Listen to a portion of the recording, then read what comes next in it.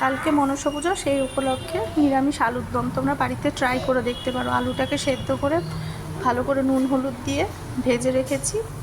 তারপরে কড়াইতে ঘি দিয়ে এলাচ, দারচিনি, জিরে, তেজপাতা, শুকনো লঙ্কা ফোড়ন দিয়ে ওর ভেতরে আদা বাটা, আদা, লঙ্কা আর জিরে, টমেটো একসঙ্গে পেস্ট করে ওই ফোড়নের মধ্যে দিয়ে দিয়েছি। তারপরে টক দই দিয়েছি আর কাজু বাটা দিয়েছি, দিয়ে ভালো করে মশলাটা কষিয়েছি।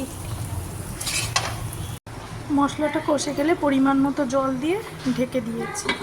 জলটা ফুটে গেছে, এবারে ঢাকনা সরিয়ে আমি ওই ভাজা আলুগুলো ঝোলের মধ্যে দিয়ে দিচ্ছি। আলুগুলো দিয়ে ফুটছে, আমি একটু ঢেকে দেবো। আলুর দমটা হয়ে এসেছে। নামানোর আগে 1 চামচ ঘি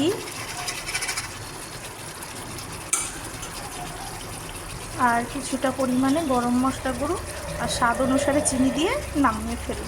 আলুর দম কমপ্লিট। আলুর দমের সঙ্গে গরম গরম ফুলকো ফুলকো লুচি। তোমরা একবার বাড়িতে ট্রাই করে দেখো, ভীষণ টেস্টি হয় খেতে।